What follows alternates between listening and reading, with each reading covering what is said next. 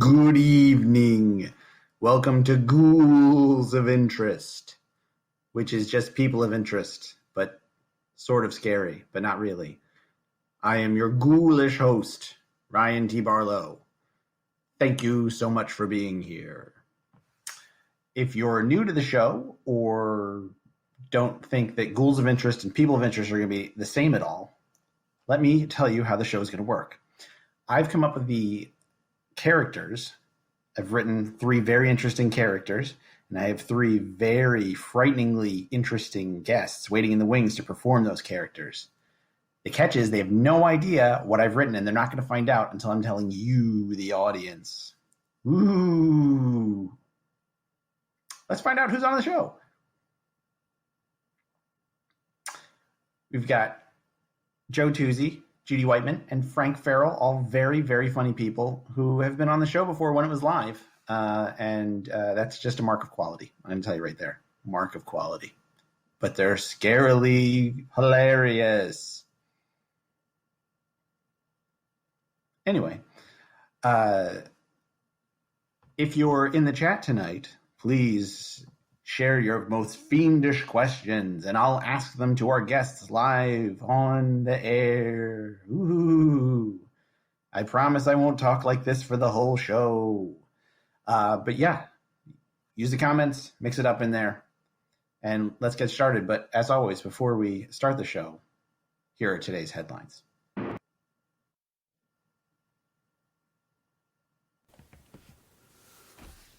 Good evening. It's 50 degrees in South Philly, and Jesus Christ, what a news cycle you want me to cover on this improvised comedy show. Each month we bring you our latest headlines to help you make sense of what's going on around us. And each month the news becomes more absurd. A local self-described natural history fan, Colin Purrington, has made a name for himself recently. Purrington discovered earlier this month that he had stashed Hostess Twinkie cakes 8 years ago. One cake had dried out its filling. Another was growing an unknown variety of mold.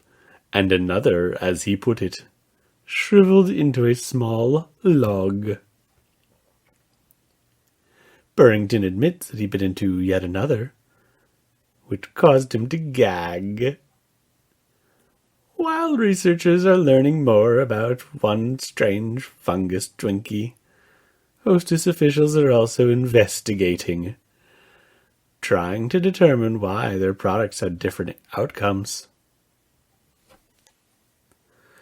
Turning now to politics. A series of debates between vice presidential and presidential candidates ensued, also with different outcomes. In one debate, a fly landed on Mike Pence's strange hair, and nobody remembers anything else from that evening. In another, President Trump said outrageous claims. Throughout the debates, one thing was clear. Nobody in America was deciding a goddamn thing based on these televised spectacles. Finally, in sports news, the Los Angeles Dodgers won the World Series of Baseball sport on Tuesday night, their first such win since 1988. They beat the Tampa Bay Rays, who have never won a World Series, and could not have done so in 1988 because they did not yet exist.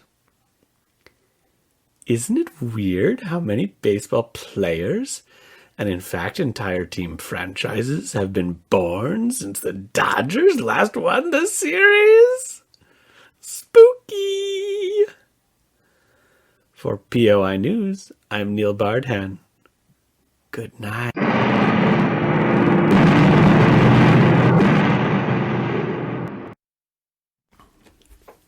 Mars Candies supports people of interest and reminds you that even if Halloween might be canceled or limited in your area because of COVID, make sure you still have tons of Halloween candy. Even if you don't get any trick-or-treaters, you'll still be able to eat the candy yourself. And isn't that what you really wanted all along?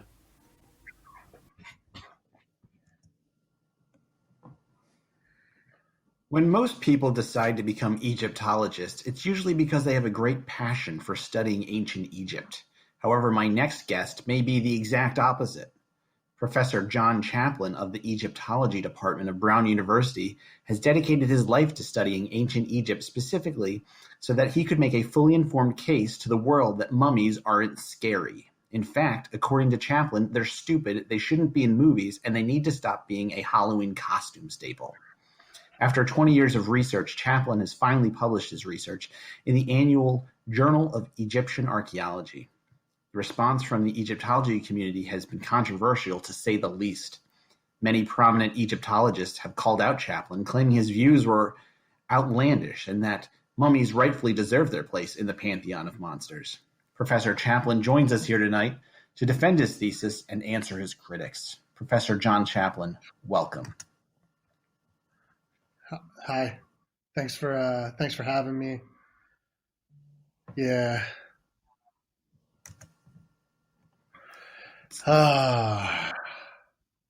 It's been a week, okay, hasn't it?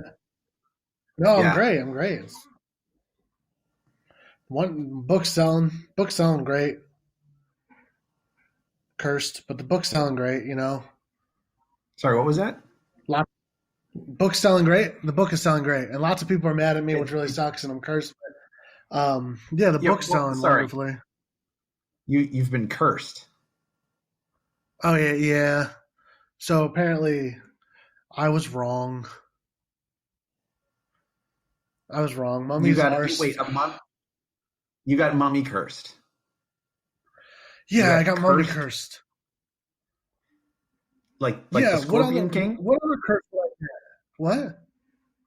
The Scorpion King. He was mummy cursed, right? Dwayne Johnson. I've never seen it. Oh no. Yeah. You're right. That that specific movie was why I thought mummies weren't scary. It's the whole reason I went to college. You wouldn't have gone to college at all if you hadn't seen The Scorpion King starring Dwayne Johnson. No, I would have been a wrestler or something more lucrative. Instead, I'm digging holes in a desert, and now I'm cursed. So, so many questions. Let's just talk about the curse. How are you cursed? How is the curse manifesting itself? No. Ask me about the book first. It's fine. I know. I just can't taste food anymore. You can't taste food anymore? No. Have you also lost your sense of smell? No, it's the thing is I can smell food even better. Oh. So now it smells amazing. That's how I know it's not the other thing that's going on, the big curse. Oh. And there's other things, but my agent said to talk about the book since it's selling, so it's fine. Okay. So all right, fine. So obviously you have a passion for telling people that mummies aren't scary, and you point to the Scorpion King starring The Rock. Is there any other anything else that kind of set you off at a young age, perhaps? Monster Squad. That movie wasn't that scary. Then there was this documentary about these two guys, Abbott and Costello, who meet like a bunch of famous monsters, and none of those are scary. I'm sorry, you mean Abbott and Costello? Abbott and Costello. Yeah. You say it weird. Oh, sorry. The famous documentary duo? Yeah. I think those were not documentaries. I think those were comedy films. No. Yeah, I don't think that. My whole life is a lie. I mean, no, everything I see just looks like it's purple and white. I can't taste food. Toilet paper just follows me places. Like on your shoe? No, like as if a ghost was like waving it behind me as I walk.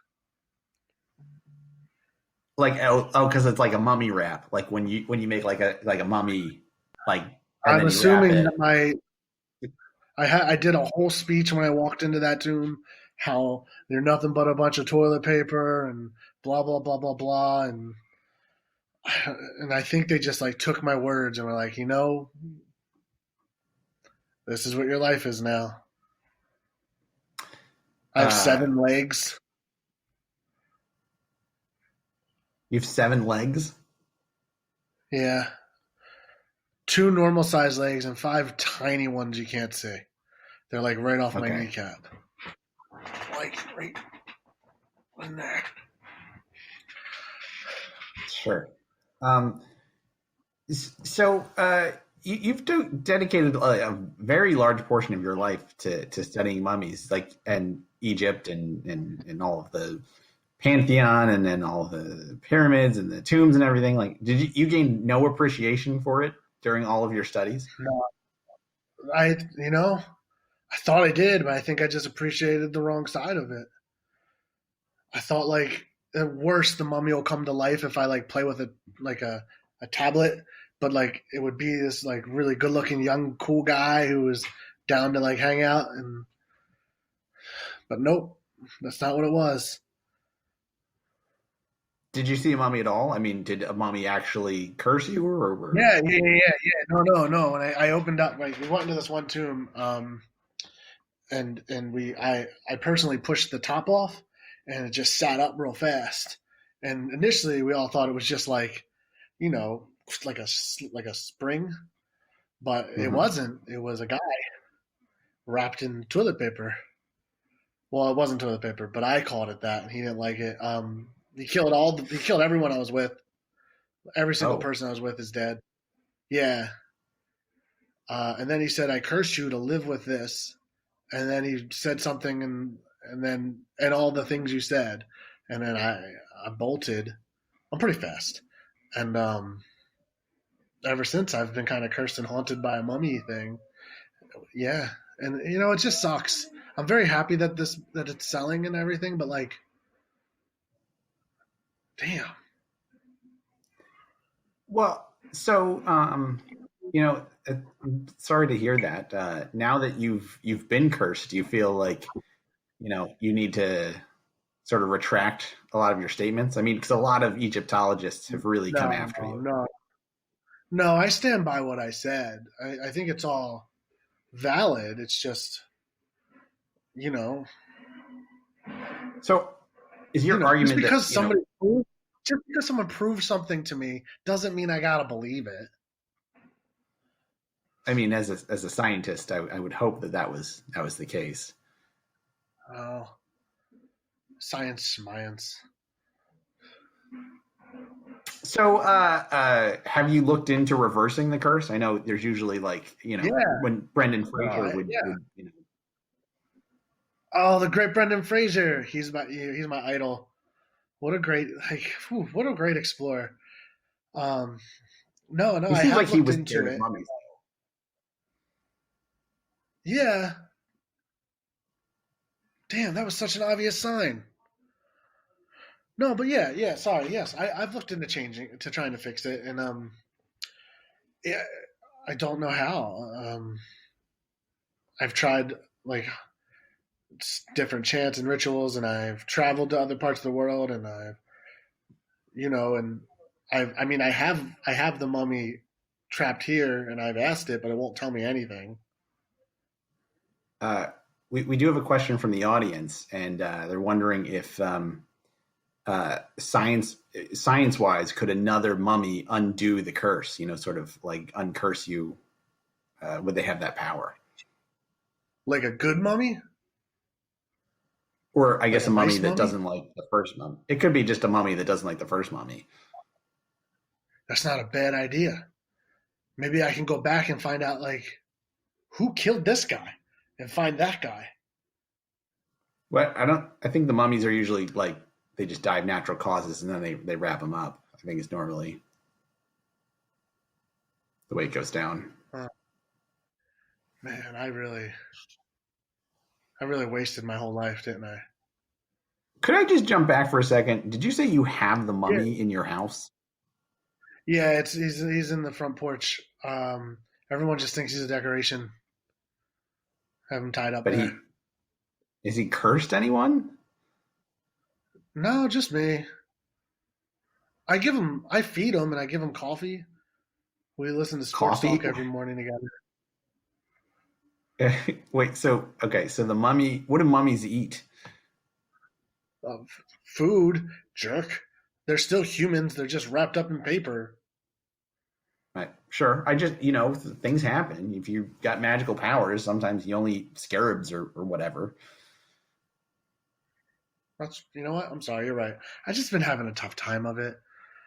Have you ever like accomplished what you thought was going to be your life goal, and then everyone in your field told you couldn't do it, and that you sucked and you were wrong, and then they proved right, and and then you tied someone up to your front porch and pretended it was a Halloween gag to all the kids, but gave it coffee every morning because you have no one else to talk to. Have you? Have you ever done Uh, that? I can't say that that exact thing has ever happened to me. But it's certainly, I think everyone can empathize. Yeah, you think so? Maybe. Um, so we're just about out of time here, but I was wondering if you had any advice for aspiring Egyptologists or people who were aspiring to get into a field of science specifically for revenge. There, there's no money in it, so don't do it. Like STEM's great, but not specifically mummy hunting. Always look for STEM. We definitely need more women in STEM, but don't do what I did. Also, Scorpion King's not a documentary. Neither is No. Abbott and Costello. Well, well, Professor John Chaplin, thank you so much for being here. I wish you the best of luck, and make sure you get the mummy off your porch after Halloween's over. Okay, I was just gonna dress like a turkey, but thanks. Okay, Bye. thank you.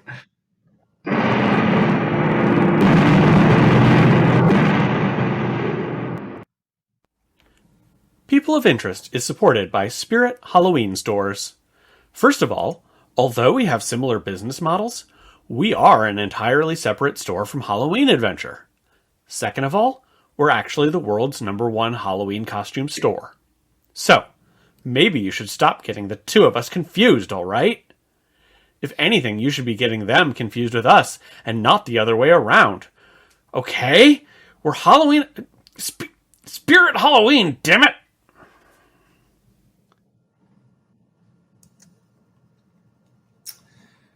When a witch makes herself known, she's often greeted with the question, "Are you a good witch or a wicked witch?" Well, my next guest is hoping that she can convince you to stop and think before you ask that question. Caradwyn, the neutral witch, is just that, a witch who is neither good nor evil. For centuries, she's been changing the discourse in the witching world to see that witching isn't a binary choice, but a spectrum of good and evil, and that witches shouldn't feel the need to define themselves by where they fall on it.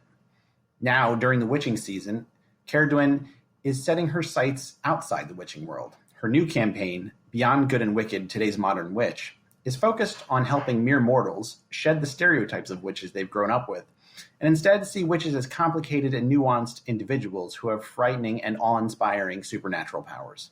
Caradwyn, the neutral witch, welcome. Thank you so much for that rather nuanced and balanced explanation of my campaign. Ever since The Wizard of Oz, we've moved away from the all evil thing, but I think there's been an overcorrection with the expectation that if you're not, the green with the wart on your nose, that you wear pink dresses. There's more to witchery than the costumes. There's more to witchery than granting wishes. And there's more to witchery than casting spells. But you do all those things, right? Oh, yeah. You know, if it weren't for the costumes, most of us wouldn't have gotten into it in the first place. Those are some bitchin' shoes. Mm. So you've lived 1,000 lifetimes and have the potions that contain all wisdom and knowledge. But it seems like, you know, when you were still working in the witching community of trying to encourage witches to break outside that binary, you're still having a lot of problems. You know, is this something that you were like, hey, let's just enchant this away? Or you knew that it had to be kind of a systemic change that you had to really work on? It begins with the knowledge that there is a binary that needs to be destroyed. And encouraging my sistren to reach that recognition. Yes, it's been an uphill battle. But I've had some success, not a lot of success. I'll admit it hasn't been a lot of success. I have reached a few of my sistren who have been ready to move beyond either the smiting of enemies thing, which again, it's a fine reason to get into it, or, you know, those who overreact and get into bing, ugh. Yeah, that sort of course correction. I don't want to be evil. I have to be incredibly good. Exactly. There's so much. I don't want to call it gray area because, you know, again, it's like gender. The color coding of it becomes its own burden, its own straitjacket, if you will, in limiting our understanding of ourselves and our ability to look within in order to reach without. Do you still find you're getting pushback from witches who just want to be purely wicked or just purely good? It's uphill. It is so uphill. Because you wouldn't have gone into it in the first place if the power thing were not part of the appeal. And what's the point of having power unless you're going to wield power? And what's the point of wielding power if you're not going to be running some kind of very unsettled agenda with it? Well, Whereas, in fact, no. Yes? Oh, I was just going to ask, you know, so as a neutral witch, what sort of, you know, if someone were to encounter a neutral witch, what could they expect? You know, if you encounter a wicked witch, they might turn you into a frog. If you encounter a good witch, they might turn you into a prince. You know, what are some of the neutral spells that you do? And we do actually have a couple of guests or some viewers who are wondering the same thing. Well, I can help the grocery line you're in move faster. I can get the SEPTA to run on time. And the whole COVID thing has really kind of thrown that into an uproar. I was that close to perfecting that spell. But, you know. Well, sure. You know, it seems like a lot of those things.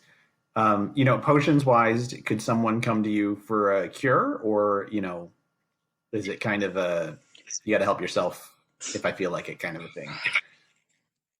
Well, you know, there's been a big run recently on spell reversal. There's been a flurry of mummy incidents recently that has really been challenging my schedule. In actual fact, I am able to reverse a mummy curse. You may want to let your other guests know about that. It involves stopping talking about the damn toilet paper.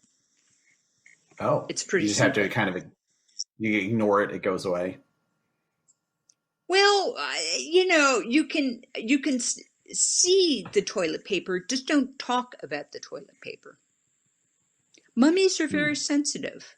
Just because they've been dead for, 8,000 years doesn't mean they don't have feelings. Mummies can be neutral as well. Oh, are I guess does this extend to really sort of all the supernatural creatures? You would think that like a vampire or a werewolf might kind of just geared towards evil. Well, no, not if they're fed properly and groomed occasionally. Werewolves, if you will take them and give them a spa day, they calm right down and become Oh, veritable pussycats. oh. Most of the supernatural beings are in fact neutral unless pushed by Mm. human overreaction, human expectations.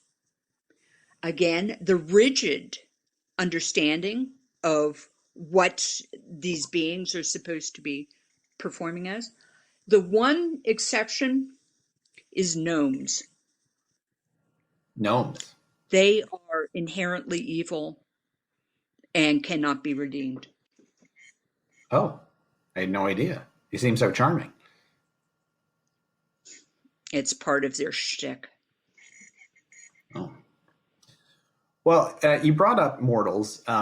So, what made you finally decide to say, okay, I've pushed this rock up this hill among the witch community. Now the mortal world needs this attention. What was there a moment where you're like, oh, regular everyday people really need to hear this story?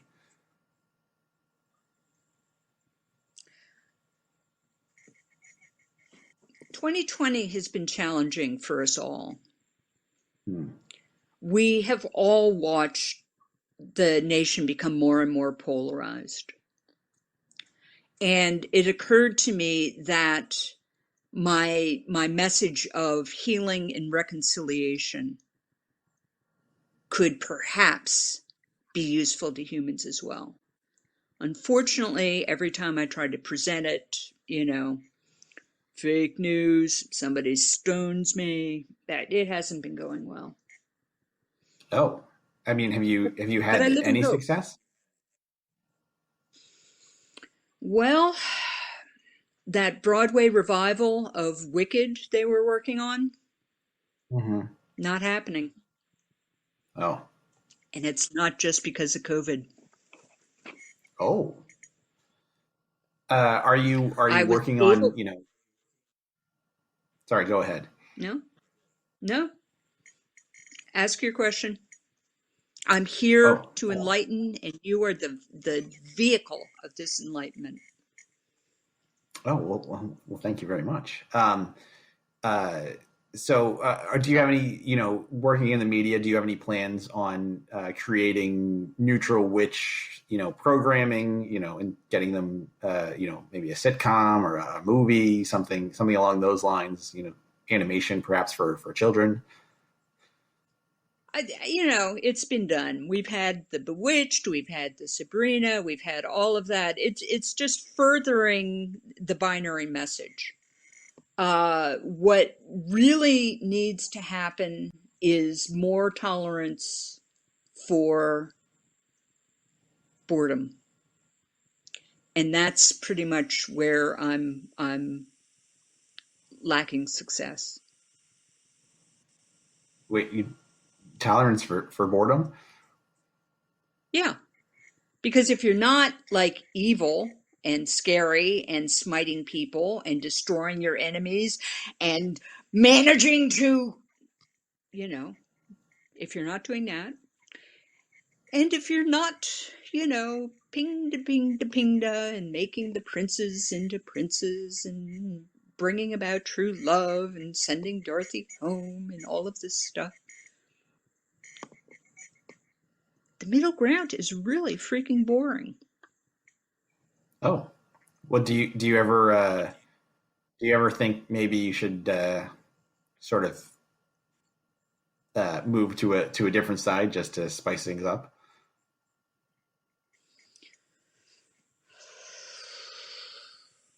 It's tempting. It's very tempting.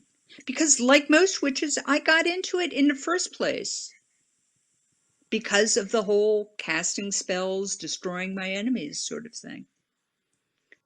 And I will be honest with you, I still have a few enemies. Oh, um, can you name any of them, or is that top secret?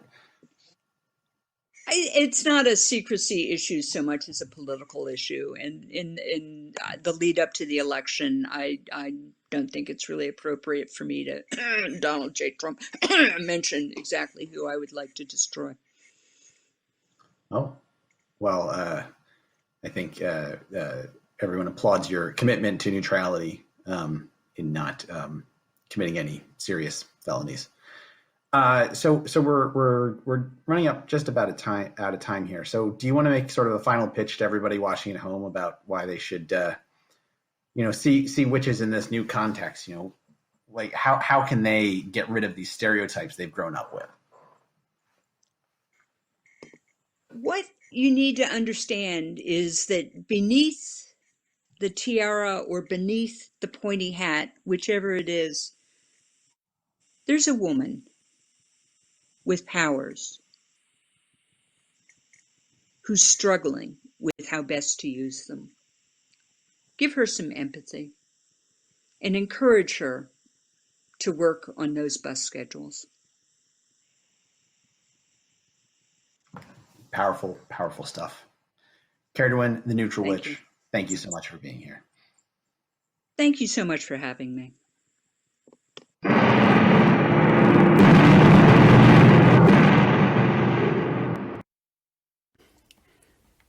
X-Acto supports people of interest and would like to encourage everyone to continue not putting our razor blades in candy, just as you've always done, as there is literally not a single documented case of this ever happening.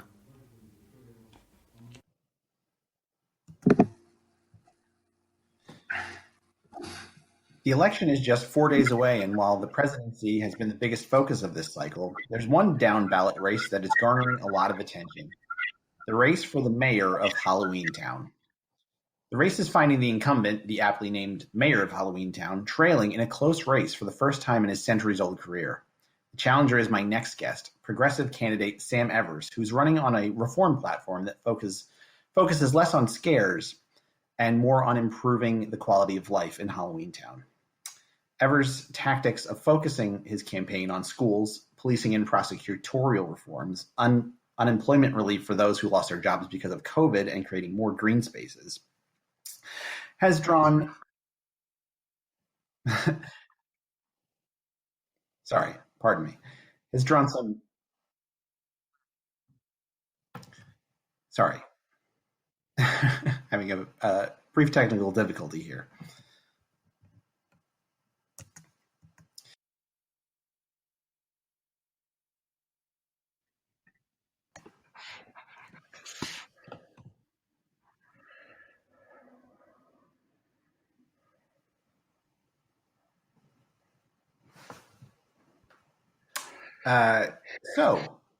John Chaplin, it would appear that your curse is contagious. Oh my God, the mummy escaped, and the next mayor of Halloween Town lives across the street, and he went right in there, and I don't know what happened. He lives next door to you, and the mummy you had tied to your porch is loose. He got loose and went in there, but I can't find a mask, so I can't go check. And I'm just really, and then he saw he was supposed to be on the show, and now he disappeared, and I just feel like it's all my fault. It is your fault. I mean, you did unleash this curse upon the world. Yeah, but it was because of Dwayne "The Rock" Johnson, really. It wasn't really my fault. Son of a gun. I'm going to get sued now. This book money's going to go. Oh. Whoa, Okay, Ryan, can you hear me? Okay. Sam Evers, we're going to bring you in. All right. John Chaplin, you're still in trouble. All right. Hold on 1 second. There you Ryan, are. can you hear me? Can you hear me, Ryan? Okay. All right. There's some dirty politics going on, Ryan. Sam Evers, thank you so much for joining us here. Are you, is the mayor of Halloween Town coming after you? You're frozen.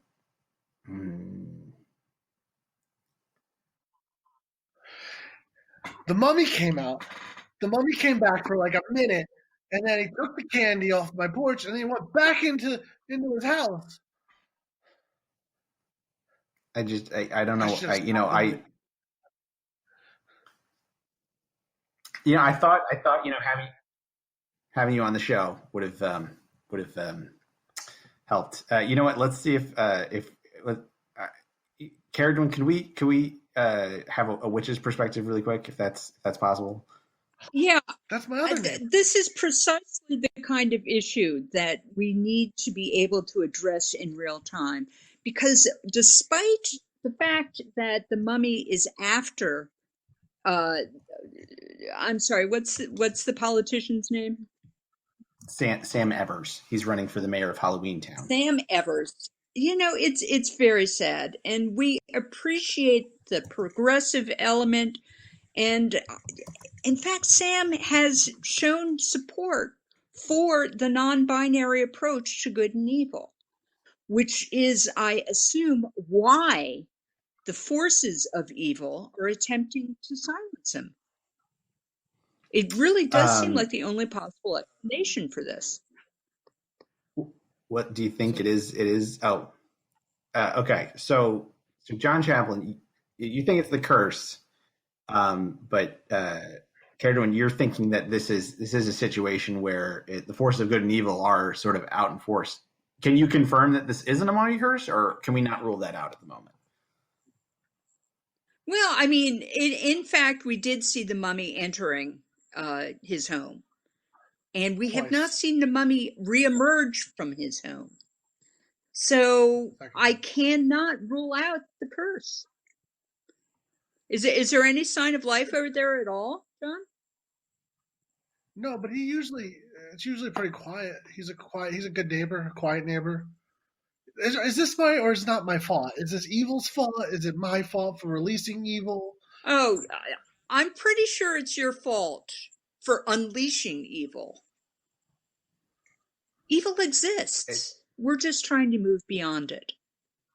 So unleashing it and then kind of releashing it by strapping it to your porch railing, probably not the best approach.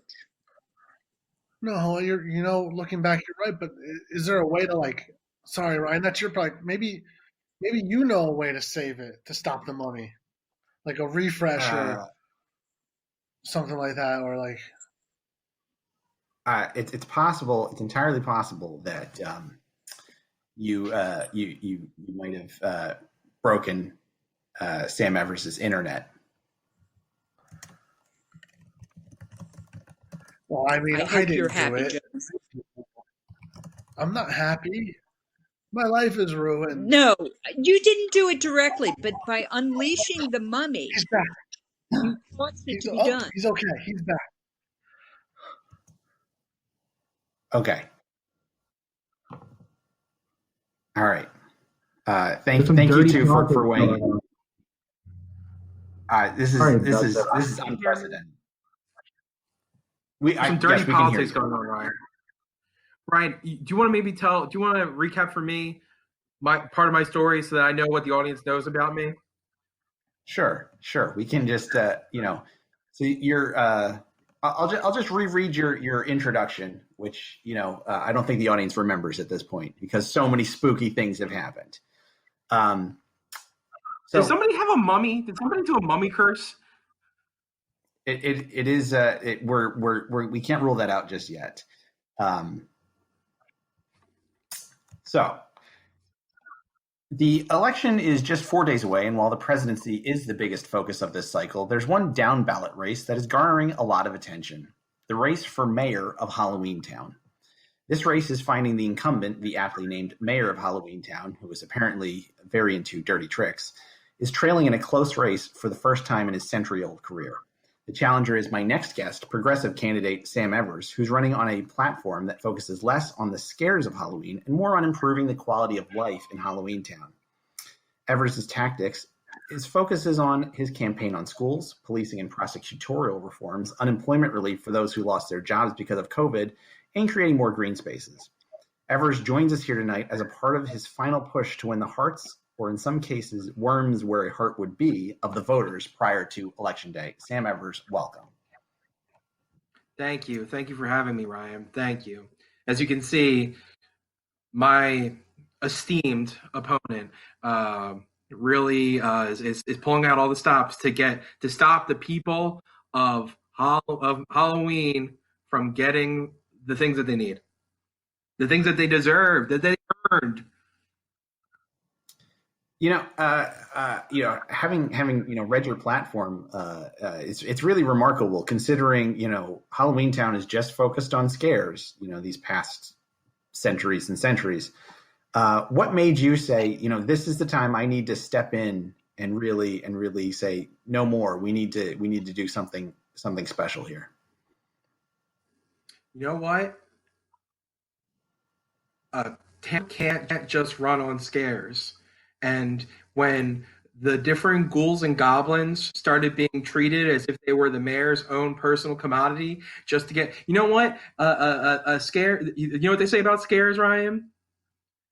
There are lies, damn lies, and scares. That's what they say in Halloween Town. So you can bend scares any way you want to. You can say, oh yeah, people are more frightened about the future. Yeah, you know what? But we've gotten away from the fun of Halloween. We've gotten away from the joy of Halloween. You know what the different scares are that have been in my adversaries' esteem? So suddenly he's pushed forward an agenda of, let's scare everyone by, let's make sure that people under the age of 40 are never going to be able to buy their own homes. Let's make sure that the world is slowly going to heat up until it's unsustainable for life. Yeah, we've gone from woo scares to deep existential terror. Not under my watch. So what would you do? I mean, it sounds like you're removing a lot of scares. What are you going to do to sort of keep the scare? I mean, because you can't not have scares in Halloween Town. What's your scare policy? I think a lot of people have been really wondering where you stand on those issues. Okay, yeah, of course, we're going to have scares. Of course, I'm not trying to take away scares. The mayor of Halloween Town keeps saying that I'm not trying to take away scares. What I'm trying to do is make sure that everybody can have the scares equally. Not just the elite people sitting on their spooky, the top of the mausoleum, but every single tombstone gets an equal piece of the share. Right? We've had look at the stranglehold that The Walking Dead has on the cable TV. Right? What about the gremlins? What about the gnomes? Did you know that gnomes are the most evil SOBs on the face of the earth? When was the last time we've had a true gnome horror movie? I can't think of one. In fact, I can only think of charming pictures of, David the Gnome comes to mind. Very, very sort of light garden gnome sort of varieties. Exactly. And do you know that the mayor put a policy in that got hidden in a city council meeting, yet buried away to make sure that David's propaganda got pushed forward? David the kind, nice gnome. Not the terrible gnomes that I've known and hated my whole life. And don't everyone deserve to be hated? Doesn't everyone in their lifetime deserve to make a little child go and hide under its bed? That's all I'm saying. I'm saying that in other towns, in other countries in this world, little children are hiding under their beds. I mean, which is good. I mean, because you do want to scare them, especially on Halloween. Exactly, that's what I want. Right. But I don't want it to just be for the 1%. Hmm. So what would what are some other issues that you're seeing that have been ignored by the establishment? Let's see. Have you been to a blood bank recently, Ryan? I can't say that I have. And I'm not talking about the blood bank where, like, I'm not talking about making a deposit at a blood bank. I'm talking about making a withdrawal. As you know, in Halloween Town, the blood bank is where everyone goes to feast and make their withdrawal. Mm-hmm. Have you noticed that there suddenly is a processing fee attached for every withdrawal I make from the blood bank? I didn't know that. It's just money on money. It's just money on money, Ryan. We have a saying. Well, we have a Please saying. go ahead. We have a saying in Halloween Town. We have a saying in Halloween Town, and it's you can take it with you because we're all dead. And that really has caused greed to skyrocket in Halloween Town in a way that's pretty upsetting.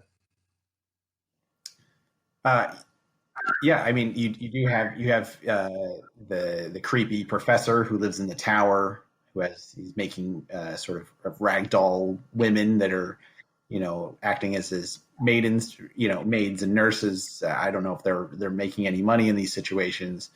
But then you also have Jack Skellington, who has on the one hand, here he is in an ivory tower or onyx or some other darker stone. But he does a lot of philanthropic work. He's out with the people. How do you respond to that? Where people are saying, well, what about these nicer one percenters? Let's talk about Jack Skellington for a second, okay? All right. As far as I can tell, there's a mayor of this town that we all voted for. That means that we're running a democracy in this town. Then all of a sudden, one day, Jack Skellington walks in and names himself the Pumpkin King. Those are two separate forms of government running simultaneously. The center cannot hold. The center cannot hold. There's a widening gyre, Ryan. There's a widening gyre. And as long as one percenters like Jack Skellington single-handedly decide one year that we're going to abandon our holiday and go to Christmas, and we all have to follow, I didn't elect Jack Skellington. I didn't decide that I wanted to do Christmas that year. Yeah, and it didn't turn out well, as I recall. No, it didn't. So how are you going to hold Jack Skellington accountable? Oh, me? Yeah. Well, I'm yes, sure. Well, I'm going to bring back Oogie Boogie. Really? Yes. I mean, he's kind of a bad dude. I mean, I think a lot of people were happier with him not around. I don't know. Who was happier? Who was happier? The children or the townspeople of Halloween Town? That's a good question. So now, get Jack out. Get Jack out. And by the way, Ryan, I don't know if you've seen, Jack Skellington has a pretty unhealthy codependent relationship with one of the creatures in town. It's really, really unhealthy. His ghost dog? I was referring to it. Everyone always thinks that I'm referring to Sally the Frankenstein monster, but yes, I was referring to his ghost dog. You're very insightful. I have to do my research for this show. Ryan, get him out. He can go live in Christmas Town for all I care. Go spend some time in Christmas Town. I don't know, or just fall in line. Look, Jack's a fine guy. Just stop being a king and fall in line with the rest of us. Power to the people. He should have to pay his taxes the same as I pay my taxes. Do you know the last time that Jack Skellington has paid his taxes? I don't. No, none of us do. He won't show us his returns. Well, he's not running for anything, so I guess he doesn't have to, I suppose, as a private No, he didn't citizen. run for anything. He just declared himself king one day. I guess if you, I'm sorry. Let me just take a look at the copy of the Halloween Town Carta. Yep, no kings without representation. Our Fair town's enough. oldest document, the Halloween of Town on Yes. Carta. You're familiar. Is it? Yeah, a magical document. It's a magical, invisible document. It is. Only those who are truly scary can see it, as I recall. Yes. So I guess you're not that scary, Ryan. I'm not afraid of you. I saw it. I'm not afraid. I saw it. Right? I don't like your tactics. I don't like your tactics. I feel. Do you have something against me as a candidate? No. I gotta ask the tough questions. Right now, you are running neck and neck with the mayor of Halloween Town. Why do you think you've been resonating so well? I mean, people have, he's been running unopposed. People seem to have liked him for so long, but now you're really drawing support. What do you think that's resonating with the people of Halloween Town?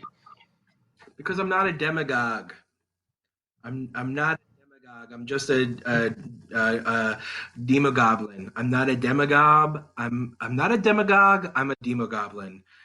That's why I resonate, because I am not but one cog in the machine.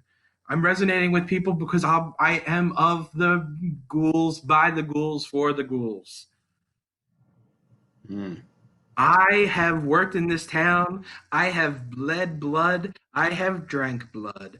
I have carried young damsels into the lagoons. I have shook hands and spoke across the lines with good witches, bad witches, and neutral witches. I am truly, and you know what, most of all, Ryan, I don't want to do this job. I need to do this job. I think that's a key difference. I would never trust anyone who would want to do that. Well, it's powerful stuff. We're just about out of time, so I was wondering if you just want to give your final elevator pitch to the people, any of those undecided monsters who are still out there.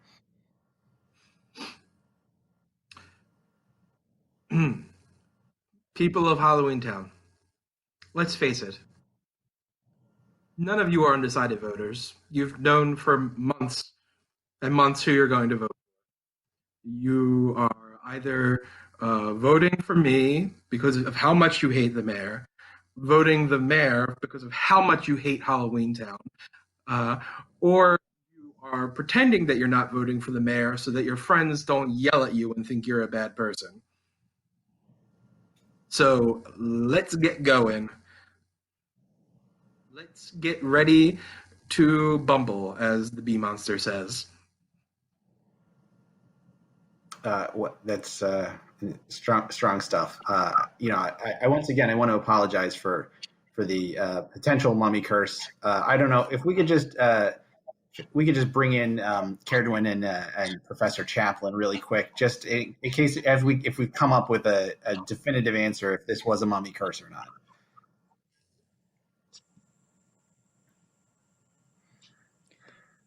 I'm not seeing any reflection in that mirror. I think that proves something. Oh. I thought I heard the mummy come back, but I'm not sure. Oh, no.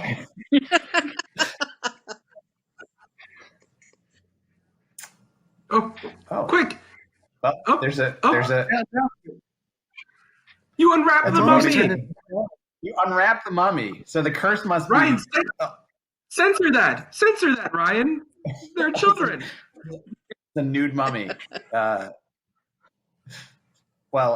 think this has been perhaps the spookiest Ghouls of Interest that's ever been, and there's only been 2 of them. So, thank you all very much, and I will bring you back as real living people in a minute. Woo!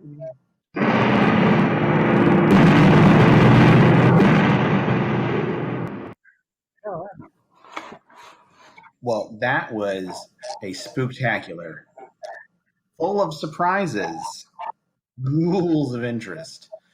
And I just want to thank everyone for coming out and enjoying the show and sticking through our technical difficulties that were, in fact, mummy related. And let's meet our actual guests who will now be out of character. Yay! It is live applause from we turn on the mics of all the people who are watching the show. And there must have been thousands to get that level of applause. So thanks guys for thanks for having us. You guys, Thank you. Thank you. You guys did great. This is a point in the show where I'd like to ask everyone to promote anything they've got coming up or any causes they want us to support. So let's look at Joe Tuzzi. I don't have any shows coming up, so make sure you vote. You can follow me on Twitter at Joe the Italian 50. I'd like to get like 3 to 4 likes on something for the first time that isn't political. I got a lot of Mayor Rizzo stuff.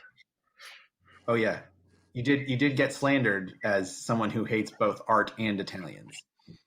Yeah, and lots of death threats, like lots. Oh. Mm-hmm. Well, sorry to hear so that. follow me at Joe the Italian 50 because I'm Italian. And you say nice things about him because it would really pick up his spirits. Judy. Again, nothing to promote. Vote, vote, vote. It's important, people. If you haven't done it already, strap on your damn mask and go down and get in line on Tuesday morning. It's important. And my Twitter feed is at Judy Weightman. And hey, the season finale of Married at First Sight was over the other night, so I won't be live tweeting that anymore. And you may actually find something in the feed worth reading. And Judy, I do realize that I leaned too much into your name and didn't say Weightman. I think I said like Weightman or something earlier, and I apologize for that. Not the first person to mispronounce it, not the last. You think it would be easier, but I was overthinking it. And now let's talk to Frank. Hi. Yeah. What do I want to promote? I think everyone should get Verizon Fios, Xfinity Wi-Fi sticks. It's bad.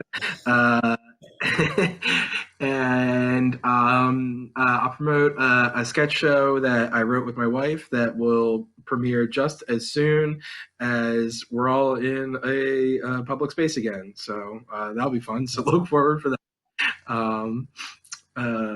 Months and months from now. Everyone has said to vote. It's super important. Please go vote. And also, if you are thinking, if you're thinking of someone that you haven't talked to in a long time, pick up the phone and call them. See how they're doing. This is nice. I like that. I like that, Frank. That was really nice. I'm sorry you didn't internet it. You handled it like a champ, and I'm proud of you. And I'm proud of Joe and Judy as well for hopping in and because people don't know this, but when you're done, people of interest, that character's just gone. You just shed it, and they brought it back up like pros. So I just want to say thank you. Yeah, it is. It's people think this is easy. Actually, no one thinks. That's why Daniel Day-Lewis. It's why Daniel Day-Lewis stays in character through everything, through launches. Yeah. You can't just pick it back. Yeah, if he stopped being Lincoln for like a second, it would have been over. That movie would have been ruined. All right. But thanks, guys. Thanks, Ryan. Hey, Ryan. And thank all of you, the audience, for coming to see the show and sticking through everything. And if you liked all this presentation, it looked pretty cool. I did the sound effects myself, but the people who put it together were TAT Communications. Go and check them out. If you've got a presentation coming up or a conference, or you want to make a comedy show that has like very nice graphics, check them out. So again, thank you so much for being here. As always, I have been Ryan T. Barlow, and this has been Ghouls of Interest. But it's going to go back to People of Interest next month. All right. Bye, everybody. Thanks for coming.